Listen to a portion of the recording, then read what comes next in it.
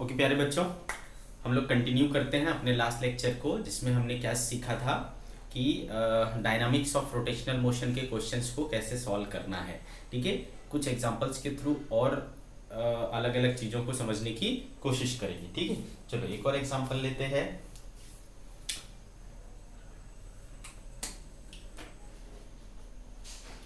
Example कह रहा है बेटा कि a uniform rod of mass small m, a uniform rod of mass m and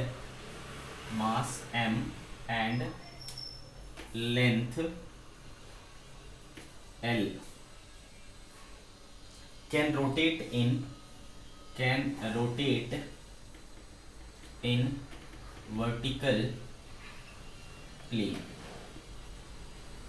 vertical plane about a smooth horizontal axis, about a smooth horizontal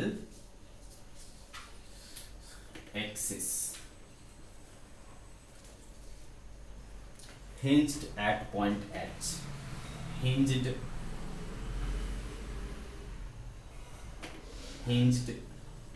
at point H। ठीक है, diagram कुछ इस तरीके से है। ये आपका एक रॉड है जिसका यहाँ पर क्या किया गया है, हिंज कर दिया गया है एच पॉइंट। इस एक्सिस के अबाउट ये क्या हो रहा है, घूम रहा है। और इसका दूसरा एंड ए है जो फ्री है, और इनके बीच की डिस्टेंस क्या है बेटा, एल है। और इस रॉड का मास कितना है बेटा, एम है। ठीक है, ये ऐसा घूम सकता है इस एक्सिस के अबाउट। तो आपसे क्या क्या चीजें पूछ रहा है। पहला पूछ रहा है find angular acceleration alpha, find alpha just after it is released, just after it is released. Just release करने के बाद इसका just it is released from initial released from initial horizontal position from rest. ठीक है, क्या निकालना है बेटा, अल्फा निकालना है। और इनिशियली वो क्या था, हॉरिजॉन्टल था, इस तरीके से। तो बेटा पहला पार्ट पहले सॉल्व कर लेते, फिर आगे का पार्ट करेंगे। तो फर्स्ट पार्ट में क्या था कि जैसे ही हमने इसको रिलीज किया उस समय इसका एंगुलर एक्सेलरेशन क्या हो। तो एक्सिस कहाँ है बेटा, यहाँ है। ठीक है, एक्सिस कहाँ है, यहाँ है। तो बताओ फोर्स के रूप में क्या लग रहा है बेटा, फोर्स के रूप में मास वेट लगेगा। वेट कहाँ लगेगा बेटा, तो इसका टोटल मास कहाँ है बेटा, सेंटर ऑफ मास पर है ना। सेंटर ऑफ मास हमने पढ़ रखा है बेटा। तो सेंटर ऑफ मास क्या होता है बेटा, एक यूनिफॉर्म रॉड का मिड पॉइंट पर होता है। तो यहाँ पर मास लग रहा है। ठीक है बेटा, तो इसका वेट कितना हो जाएगा बच्चे, mg, है ना। वेट कितना हो जाएगा, mg। ये टोटल लेंथ कितना था, बेल l। तो यहाँ से ये डिस्टेंस क्या हो गया बेटा, l/2। तो ये एक्सिस है बेटा, और ये क्या हो गया, परपेंडिकुलर डिस्टेंस हुआ। ये फोर्स जो है वेट के रूप में, वो इसमें क्या करेगा, टॉर्क पैदा करेगा। तो टॉर्क क्या होता है बेटा, force into perpendicular distance. Force is mg, perpendicular distance from the axis of rotation is l/2। So the torque is mg l/2। Understood. ठीक है, आगे बात समझ में। तो ये हो गया टॉर्क। अब हमको पता है बेटा, सिंस टाउ इक्वल्स टू क्या होता है, I इंटू अल्फा होता है। टाउ इक्वल्स टू क्या होता है, I इंटू अल्फा होता है। तो टाउ देखो हमारे पास आ चुका है mg l/2। अच्छा, मोमेंट ऑफ इनर्शिया, हमेशा ये चीज ध्यान रखना है कि मोमेंट ऑफ इनर्शिया कहाँ के अबाउट लोगे बेटा, जहां आपका एक्सिस है। इस क्वेश्चन में जो एक्सिस है वो ये है, और ये इस रॉड का क्या है बेटा, एंड पॉइंट है। तो एंड पॉइंट के अबाउट हो गया, परपेंडिकुलर टू द रॉड हो गया। तो ऐसे एक्सिस के about moment of inertia rod के लिए हमने क्या पढ़ा था बेटा, एंड एक्सिस के अबाउट ml²/3। याद आ रहा है आपको। तो ये हो गया तुम्हारा ml² by 3। Okay, ml² by 3।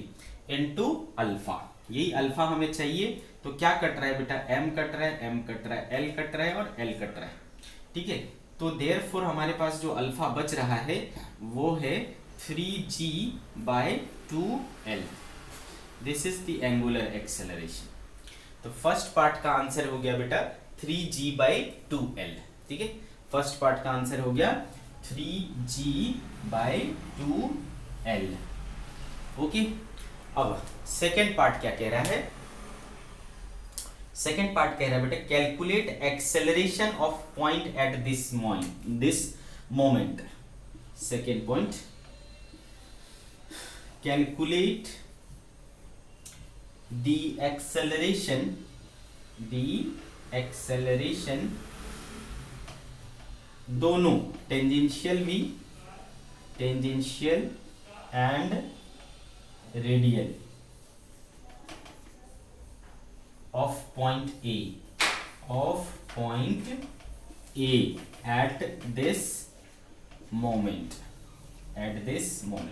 कौन से मोमेंट में, जब आपने जस्ट उसको रिलीज किया था उस टाइम पर आपको एक्सेलरेशन पता करना है, दोनों टेंजेंशियल भी और ये भी। तो इसके लिए अपन क्या करेंगे, चलो देखते हैं। तो फिर से आ जाते हैं हम लोग स्टार्टिंग पे।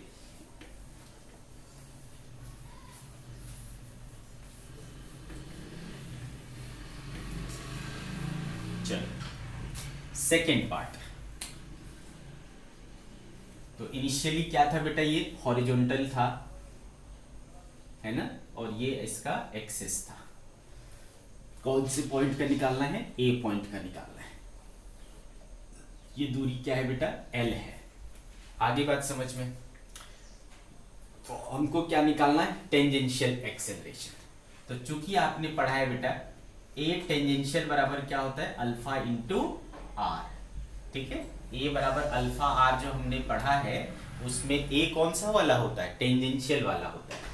तो ए टेंजेंशियल हमको निकल जाएगा बेटा। दूसरी चीज मैंने आपको बोला है कि अल्फा हर एक पॉइंट का क्या होता है, सेम होता है। एंगुलर क्वांटिटी पूरे बॉडी का सेम होता है। तो अल्फा तो वही रहेगा जो पहले था, कितना था बेटा, 3g/2l, ठीक है, 3g/2l। आगे बात समझ में। अब एक्सेलरेशन चाहिए मेरे को कहाँ का बेटा, एक्सेलरेशन मेरे को कहाँ का चाहिए, पॉइंट ए का चाहिए। तो पॉइंट ए का रेडियस कितना है बेटा, पूरे लेंथ के बराबर है। तो इनटू क्या हो जाएगा बेटा, एल, है ना। एक्सिस से दूरी देखो कितना है, एल है ना, तो एल, तो ये एल और ये एल कैंसिल हो जाएगा। सो टेंजेंशियल एक्सेलरेशन जो निकल करके आ रहा है वो है 3c/2, ठीक है, 3c/2। टेंजेंशियल एक्सेलरेशन मतलब बेटा ये वाला जो है ए टेंजेंशियल हुआ। क्यों कह रहा हूं मैं ऐसा, ये टेंजेंशियल क्यों है, क्योंकि देखो ये जब घूमेगा तो ऐसा घूमेगा बेटा, है ना, ऐसा घूमेगा। तो देखो ये सर्कल के ऊपर क्या आ रहा है, टेंजेंट आ रहा है। तो this is tangential acceleration which is 3c/2। So a t आ गया हमारे पास 3g/2। और क्या चाहिए बेटा, ए रेडियल। तो ए रेडियल का फॉर्मूला याद करो बेटा। तो ए रेडियल का फॉर्मूला होता था v²/r, होता था ना ए रेडियल। अब आपको पता है बेटा कि इनिशियली ये क्या था, रेस्ट में था, तो यहाँ का v क्या है, 0 है। v 0 हो जाएगा तो ए रेडियल क्या हो जाएगा बेटा, 0। तो यहाँ पर जो रेडियल एक्सेलरेशन है दैट इज 0 है। आगे बात समझ में। तो देखो हमने एक्सेलरेशन जो है पॉइंट ए का वो फाइंड आउट कर लिया, ओके। एक्सेलरेशन हमें मिल गया, ओके। चलो करेक्ट आया भाई, एक 0 है और दूसरा 3g/2 है। थर्ड पार्ट बोल रहा है बेटा calculate the net hinge force acting at this moment. Third part, इसको साइड कर लिया, चलो कोई बात नहीं।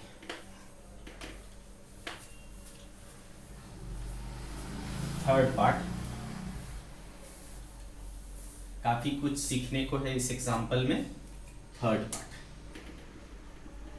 Calculate net hinge force at this moment, ठीक है, इस मोमेंट पर। तो यहां जो हिंज किया गया है बेटा, इसको यहां पर कितना फोर्स लगेगा ये चीज निकालने बोला गया है। तो यहां पर अगर हम देखें, चलो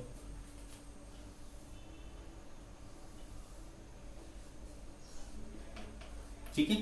तो दो चीजें हो सकती है, एक नॉर्मल इस तरीके से लग सकता है N1 और एक नॉर्मल मान लो इस तरीके से लगता है N2, ठीक है। ये दो चीजें सब हो सकती है। ओके, अब नेट जो इसके ऊपर होगा वो इन दोनों का वेक्टर सम होगा। अब देखो बेटा यहाँ पर इसका जो रॉड का वेट है वो कहाँ लगेगा, नीचे की तरफ लगेगा, mg, अंडरस्टूड। रॉड जो है वो mg इधर नीचे की तरफ लगेगा। और आपने ये चीज देख लिया कि अल्फा कितना आया बेटा, 3g/2l आया था, है ना बेटे। अल्फा कितना आया था, 3g/2l आया था। अच्छा, इसका सेंटर ऑफ मास कहाँ है बेटा, तो सेंटर ऑफ मास यहाँ है, ठीक है, मिड में। दिस l/2 डिस्टेंस पर क्या है आपका सेंटर ऑफ मास है। तो अगर मैं बोलूं कि एक्सेलरेशन क्या होगा सेंटर ऑफ मास का, तो चूंकि एक्सेलरेशन क्या होता है बेटा, अल्फा इंटू आर होता है, और अल्फा सबके लिए सेम होता है, तो अल्फा तो वही रहेगा 3g/2l।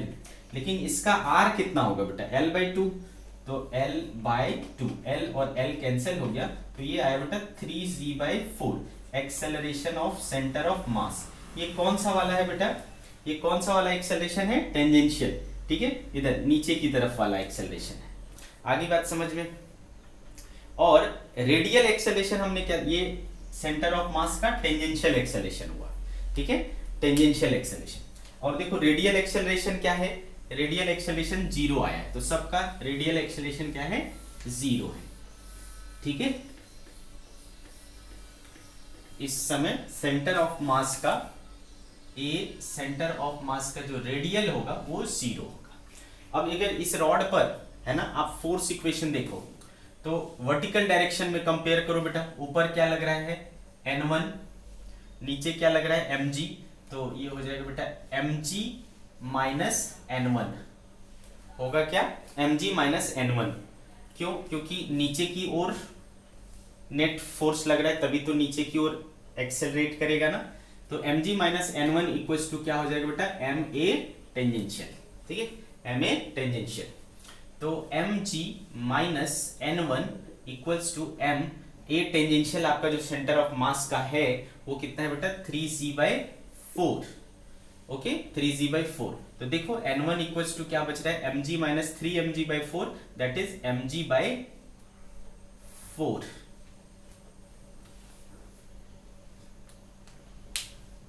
कितना बच रहा है, mg/4, कुछ गड़बड़ तो नहीं किया ना, करेक्ट, ठीक है। कितना हो गया बेटा, mg/4, अंडरस्टूड। तो जो नॉर्मल इस तरफ लग रहा है वो कितना है, mg/4। अब इधर का देखो, तो इधर क्या लग रहा है बेटा, N2 लग रहा है, इकलौता यही फोर्स है इस डायरेक्शन में, और कोई फोर्स नहीं है। तो N2 इक्वल्स टू क्या होना चाहिए बेटा, mass into acceleration of centre of mass, किस डायरेक्शन में, along the rod. Along the rod कौन सा वाला होगा बेटा, रेडियल वाला, ठीक है, रेडियल, अंडरस्टूड। तो चूंकि ये वाला पार्ट 0 है बेटा, तो ये पूरा क्या हो जाएगा, 0 हो जाएगा। तो N2 नहीं लगेगा, सिर्फ क्या लग रहा है, N1 लग रहा है, और वो कितना लग रहा है, mg/4। तो इन दोनों का जो वेक्टर सम होगा तो यही रह जाएगा, यानी F हिंज जो है, हिंज फोर्स जो लग रहा है वो कितना हो रहा है, mg/4 ओनली, ठीक है, this is mg/4 only, understood. Now इसका जो फोर्थ पार्ट कह रहा है, find alpha and omega when rod becomes vertical. Fourth part,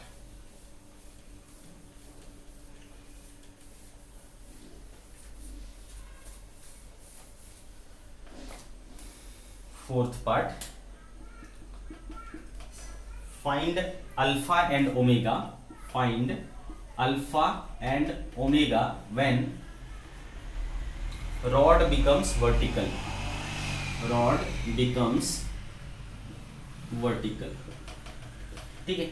अब बेटा यहां से इसको रिलीज करोगे तो ये घूम करके कहां आ जाएगा बेटा, नीचे आ जाएगा, ठीक है। तो ये आपको इस तरीके से दिखेगा, है ना, ये रॉड आपका ऐसा हो गया।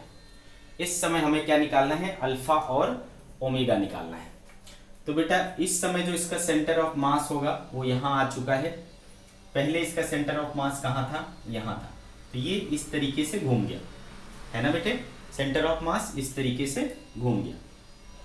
अब बताओ इस समय जो वेट लग रहा है वो किधर लग रहा है, तो वेट लग रहा है सर नीचे की ओर, कितना mg, ठीक है। एक्सिस कौन सा है बेटा, ये, तो एक्सिस से फोर्स कौन सा हो गया, ये, तो ये क्या हो गया बेटा r वेक्टर, ये फोर्स वेक्टर, और ये क्या हो गया r वेक्टर।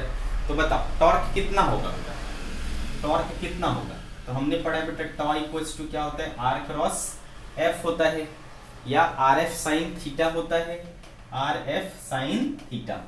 तो थीटा इस समय कितना है बेटा इनके बीच में, r और f के बीच में, तो जीरो है, क्योंकि दोनों सेम ही डायरेक्शन में काम कर रहे हैं। साइन जीरो क्या हो जाएगा बेटा, zero, whole term will become zero, यहाँ पर कोई टॉर्क ही नहीं लग रहा, टॉर्क क्या लग रहा है, जीरो। तो वैसे भी मैंने आपको डायरेक्टली बोला था बेटा जब हम पढ़ रहे थे टॉर्क अबाउट एन एक्सिस, कि जब फोर्स एक्सिस को परपेंडिकुलरली इंटरसेक्ट करे उस समय टॉर्क क्या होता है, जीरो होता है, इफेक्टिव टॉर्क जीरो होता है। तो यहाँ पर टॉर्क ही नहीं है, टॉर्क नहीं है तो बेटा I alpha, tau equals to क्या होता है, आई अल्फा होता है, tau equals to I into alpha, तो अल्फा भी क्या हो जाएगा बेटा zero, no torque no acceleration, हाँ, क्योंकि टॉर्क ही तो एक्सेलरेशन, एंगुलर एक्सेलरेशन के लिए रिस्पॉन्सिबल होता है। तो इस टाइम पर अल्फा क्या है, जीरो है। अब बात आती है ओमेगा की, बात आती है ओमेगा की। तो बेटे स्टार्टिंग में है ना, जब वो हॉरिजॉन्टल था उस समय ओमेगा कुछ भी नहीं था, है ना, जीरो था, आ रही बात समझ में। जब ये यहां था तो यहाँ ओमेगा जीरो था, यहां पर ओमेगा जीरो था, यहां पर मान लो बेटा ओमेगा हो गया, यहां पर ओमेगा हो गया। तो जब ये हॉरिजॉन्टल पोजीशन पर था बेटा, तो इस समय kinetic energy, rotational kinetic energy याद है आपको, कितना पढ़ा था हमने, हाफ आई ओमेगा स्क्वायर, क्योंकि ओमेगा जीरो है तो यहाँ पर रोटेशनल काइनेटिक एनर्जी क्या हो गया, जीरो हो गया।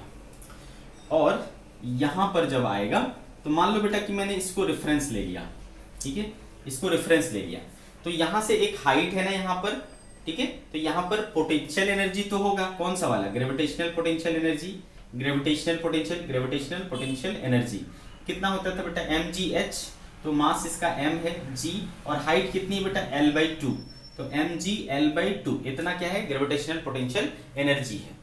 तो इस पोजीशन पे जब वो हॉरिजॉन्टल पोजीशन पर था, ग्रेविटेशनल पोटेंशियल एनर्जी इतना था और काइनेटिक एनर्जी जीरो था, तो टोटल एनर्जी है ना, टोटल एनर्जी जो था हॉरिजॉन्टल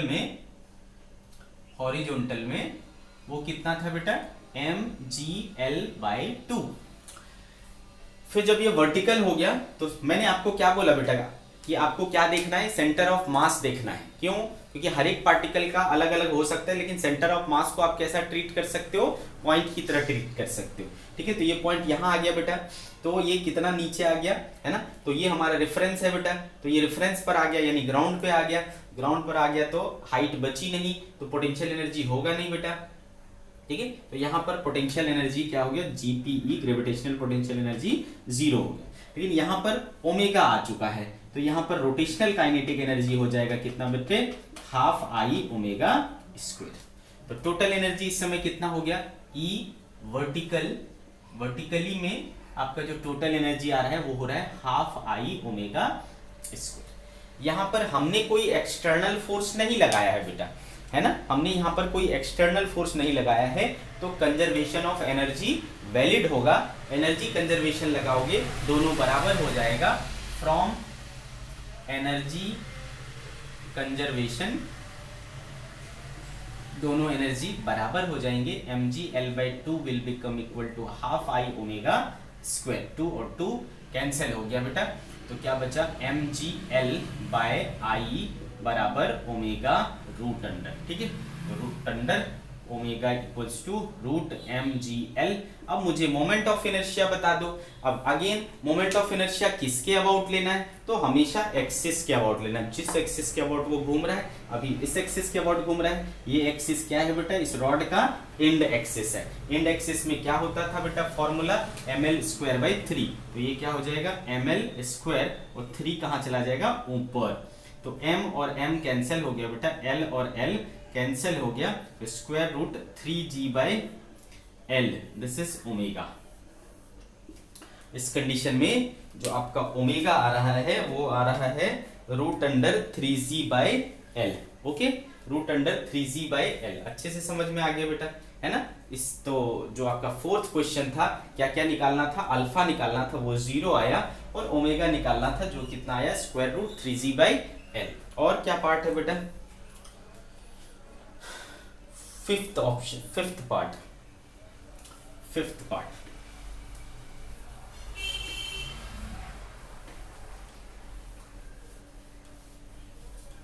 बोलता है कि जब ये वर्टिकल हो जाएगा, फिफ्थ पार्ट में जब ये वर्टिकल हो जाएगा उस समय इसका, ठीक है, जब ये वर्टिकल हो जाएगा उस समय इसका हिंज फोर्स कितना होगा। Find hinge force with when rod become vertical. Find hinge force when rod becomes vertical. ठीक है बच्चे, ओके। तो अब देखो बेटा क्या हो जाएगा, रॉड अब ऐसा हो चुका है ना, रॉड ऐसा हो चुका है, इसके पास ओमेगा भी आ चुका है। अभी अभी हमने देखा था ओमेगा, ये ओमेगा किसका आया है बेटा हमारे पास, सेंटर ऑफ मास का आया है ना। ये ओमेगा किसका आया है, सेंटर ऑफ, वैसे ओमेगा तो सबके लिए सेम ही होगा, एंगुलर क्वांटिटी है, तो ओमेगा आ चुका है हमारे पास, ठीक है, ओमेगा, ठीक है, ऐसा। अब हमें क्या निकालना है, फाइंड हिंज फोर्स। तो यहां पर हिंज फोर्स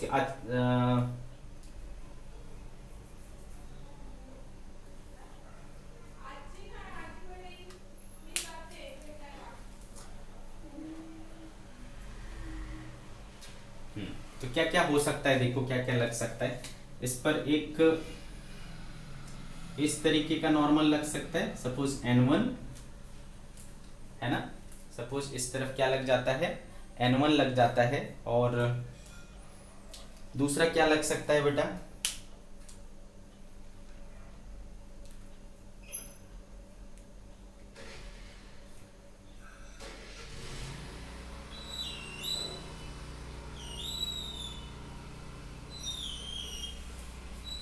एक ही लग सकता है ना, N1। और नीचे क्या लग रहा है आपका, यहां पर एक वेट लग रहा है mg, ठीक है। तो बेटा आपको पता है, और एक चीज लगेगा क्या इस पे, एक सेंट्रीफ्यूगल फोर्स लगेगा बेटा, यहाँ पे सेंट्रीफ्यूगल फोर्स है ना, ये सेंटर हुआ, इसके अबाउट घूम रहा है, तो एक सेंट्रीफ्यूगल फोर्स लगेगा, क्या, m ओमेगा स्क्वायर r, ठीक है। तो ये जो नॉर्मल है इन दोनों को बैलेंस करेगा, ठीक है। तो N1 बराबर क्या हो जाएगा, mg plus m omega square r। तो mg प्लस m ओमेगा हमारे पास कितना आया हुआ है बेटा, √3g/L, √3g/L का स्क्वायर। और रेडियस क्या लेना पड़ेगा, किसका देख रहे हैं हम, सेंटर ऑफ मास का। सेंटर ऑफ मास की दूरी क्या है बेटा, L/2। तो L/2 ऐसा हो जाएगा। तो mg प्लस m, ये क्या हो जाएगा, 3g/L into L/2। L cancel हो जाएगा, तो इधर mg प्लस ये 3mg/2 क्या हो जाएगा बेटा, 5mg/2। दिस इज 5mg/2, ठीक है। तो हिंज फोर्स जो है आपका इकलौता यही लगेगा, कितना, 5mg/2। अंडरस्टूड। हॉरिजॉन्टल ये लगेगा ही नहीं, कौन सा वाला, टेंजेंशियल वाला, टेंजेंशियल, क्योंकि अल्फा जीरो है, अल्फा जीरो है तो बेटा ए टेंजेंशियल भी क्या होगा, जीरो। तो इस डायरेक्शन में कोई भी कंपोनेंट नहीं होगा, ओनली दिस कंपोनेंट, वही हो जाएगा आपका hinge force, that is 5mg/2, ठीक है। तो ये काफी अच्छा क्वेश्चन था, इसमें काफी चीजें नई नई थी, okay.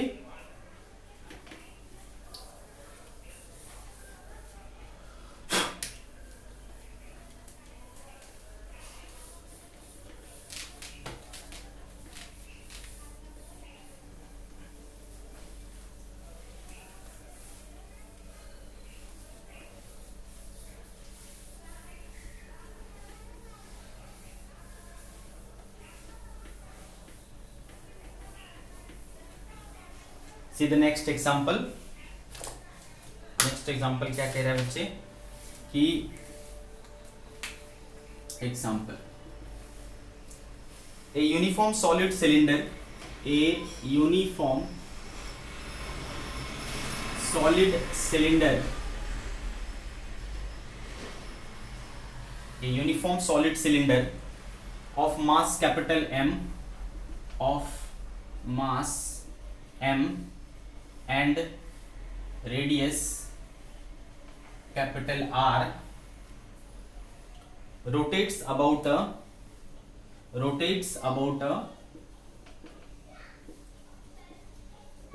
horizontal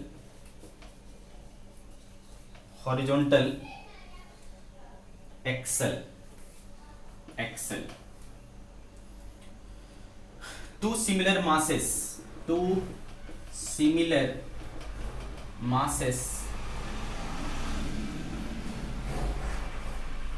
suspended with the help of two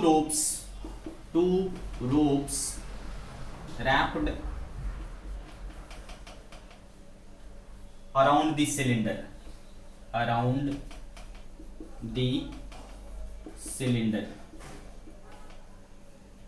If the system is released from the rest, then the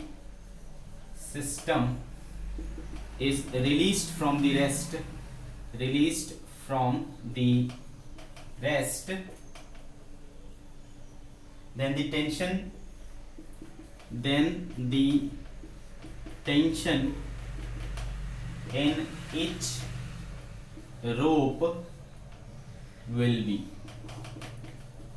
tension क्या होगा? तो ये आपका सिलेंडर है जिसका एक्सल ये हॉरिजॉन्टल है, इसका मास कैपिटल M है, रेडियस R है, और इससे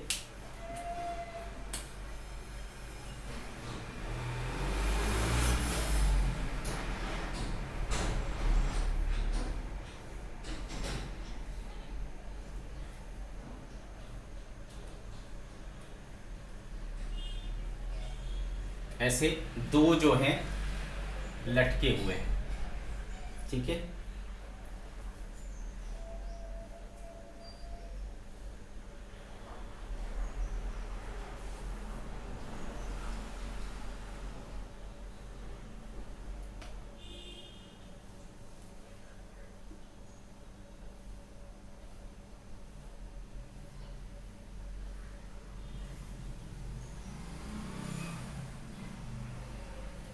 ठीक है, दोनों के दोनों जो हैं क्या हो रहे हैं, डाउन आ रहे हैं, दोनों का मास M है, ठीक है। टेंशन निकालना है इनमें हमें, है ना। तो बेटा मैंने क्या बोला था आपको, जो ब्लॉक लीनियरली चल रहा है उसके साथ लीनियर मोशन वाली चीजें लगाओ। तो इसमें क्या होगा, नीचे लगेगा बेटा mg, इसमें भी क्या लगेगा mg, दोनों आइडेंटिकल है तो टेंशन क्या होगा बेटा, सेम होगा, दोनों में T लगा दिया। ये A एक्सेलेरेशन के साथ नीचे आएगा, ये भी A एक्सेलेरेशन के साथ नीचे आएगा। ये क्या होगा, ये घूमेगा तो मान लिया इसका एंगुलर एक्सेलेरेशन क्या है, अल्फा है, ठीक है। एंगुलर एक्सेलेरेशन क्या है, अल्फा है। आगे बात समझ में। अब आप देखो ये जो टेंशन लग रहा है वो इसके टेंजेंशियली लग रहा है ना, इसके पीछे आप इसको एज्यूम करो इस तरीके से, है ना, ये सामने वाला ये पीछे वाला, ठीक है। ऐसा लगेगा टेंशन, और ये रेडियस और ये एक्सिस है, तो ये क्या करेगा, टॉर्क प्रोड्यूस करेगा। ये भी उतना T/R टॉर्क प्रोड्यूस करेगा, ये भी क्या करेगा, T/R टॉर्क प्रोड्यूस करेगा, तो डबल टॉर्क प्रोड्यूस होगा। तो मैंने क्या बोला बेटा, इसके ऊपर क्या लगाओ, टॉर्क इक्वेशन, इनके ऊपर क्या लगाओ, फोर्स इक्वेशन। तो चलो किसी एक पे लगाते हैं, मान लो इस पे लगाता हूं, तो क्या हो जाएगा बेटा, इसका लिखो force equation, mg minus T equals to M into A, ठीक है। तो देयरफॉर T बराबर क्या हो जा रहा है, देखो T बराबर हो जा रहा है, या A, यहां से A निकाल लेता हूं मैं, A बराबर क्या हो जाएगा बेटा, G minus T by M, ये निकल गया।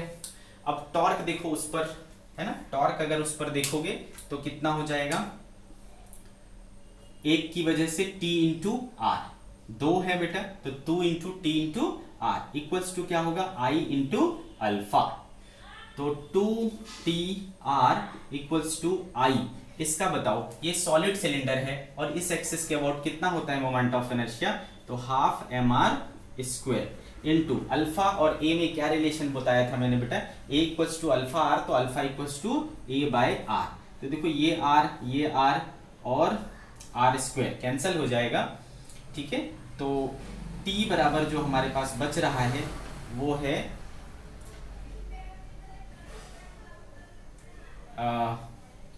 ma bye 4। क्या बच रहा है बेटा, ma बाय 4, अंडरस्टूड। टेंशन जो बच रहा है वो बच रहा है ma बाय 4। वेरी गुड, हमको टेंशन ही चाहिए बेटा, क्या चाहिए अपने को, टेंशन ही चाहिए। तो टेंशन हो गया अपने पास m बाय 4, और यहां से मैंने एक्सेलरेशन निकाल रखा है g minus T by M, g minus T by M. Simplify करो बेटा इसको, तो देयरफॉर t बराबर mg by 4 minus m by 4m into T. सही कर रहा हूं मैं, इसको इधर बुलाऊंगा बेटा, तो t कॉमन हो जाएगा 1 plus capital M by 4m equals to mg by 4।